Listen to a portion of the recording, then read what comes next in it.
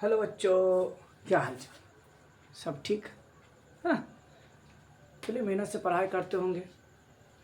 आज के इस डे नंबर 1 में आज हम बात करने वाले हैं क्या कि द्विघात समीकरण। अच्छा, द्विघात समीकरण होता क्या, इसके बारे में बात करेंगे। द्विघात समीकरण होता है क्या, इसका रूप क्या है।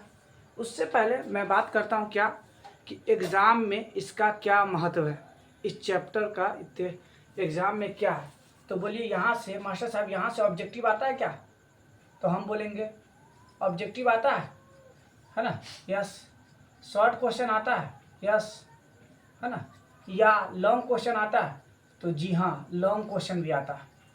क्या अगर 2024 एग्ज़ाम को पलट के देखें या 25 को पलट के देखें, तो यहाँ से मिनिमम फर्स्ट सिटिंग में 10 ऑब्जेक्टिव आया था, 10 ऑब्जेक्टिव आया था और 6 नंबर शॉर्ट आया था। टोटल 16 नंबर का पूछा गया था। और सेकेंड सिटिंग में 14 नंबर का आया था, 8 नंबर नहीं सॉरी हाँ 8 नंबर और 6 नंबर, 14 नंबर का आया था।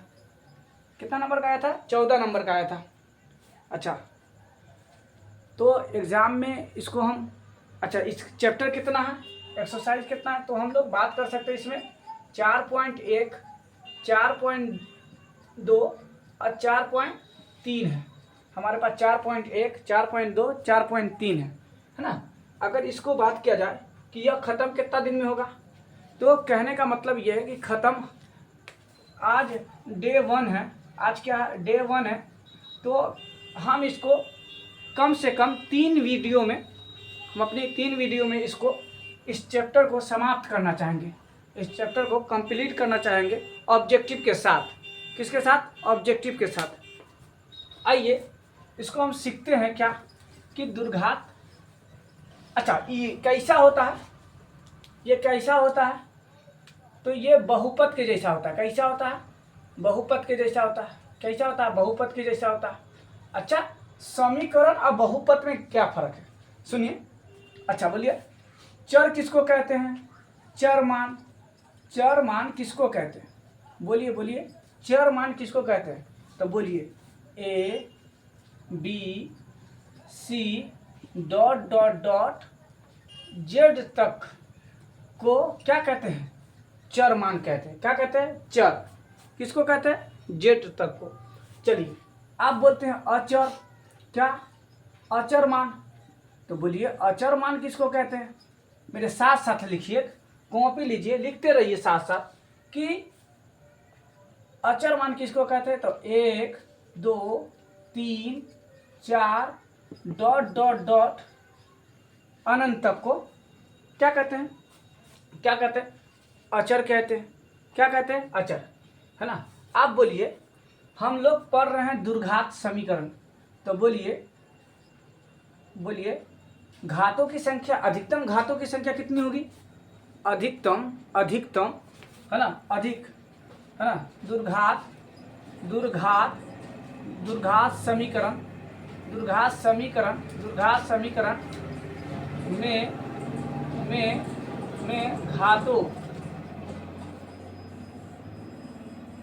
घात की अधिकतम, अधिकतम संख्या कितनी होगी? तो 2। कितनी होगी? 2। कितनी होगी? अधिकतम संख्या कितनी होगी? 2 होगी। कितनी होगी? 2।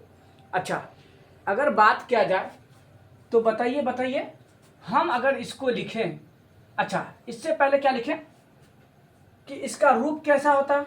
व्यापक। क्या लिखेंगे? व्यापक। क्या लिखेंगे? व्यापक रूप, है ना, रूप, व्यापक रूप। तो बोलिए बोलिए, जल्दी बोलिए। तो बोलिएगा ax² प्लस का bx और प्लस का c बराबर का 0, बराबर का 0। तो ये हो गया द्विघात समीकरण का व्यापक रूप। अच्छा, पहचानिए, मेरे साथ पहचानिए, मेरे साथ पहचानिए, मेरे साथ पहचानिए, मेरे साथ बोलिए, पहचानिए इसको। 2x² और प्लस का 8, है ना। उसके बाद पहचानिए ये क्या है? क्या यह समीकरण है? बोलिए बोलिए, क्या यह समीकरण है? तो बोलिएगा नहीं। क्या नहीं, यह मास्टर साहब बहुपद है या भैया बहुपद है। अच्छा, भाईजान बहुपद है ना। अगर हम इसी के साथ एक्स स्क्वायर प्लस का 8 बराबर का 0, क्या यह समीकरण है? तो बोलिएगा यस मास्टर साहब, यस है ना, है। तो बात करने का यही है कि इसका चर किसको कहते हैं? A B C dot dot dot Z तक को क्या कहते हैं? चर मान कहते हैं। अचर किसको कहते हैं? 1 2 3 4 5 को और अनंत तक जो गिनती है उसको क्या बोलते हैं? अचर मान। द्विघात समीकरण का अधिकतम घात कितनी होती है? तो 2 होता है। व्यापक रूप कैसा होता है? ए एक्स स्क्वायर प्लस का बी एक्स प्लस का सी। अच्छा, बहुपद में हम लोग बहुपद में कैसे लिखते थे? इसका व्यापक रूप कैसे लिखते थे? बोलिए बोलिए, व्यापक रूप कैसे लिखते थे? कैसे लिखते थे व्यापक रूप? तो बोलिए कैसे लिखते थे व्यापक रूप? तो लिखते थे ए एक्स स्क्वायर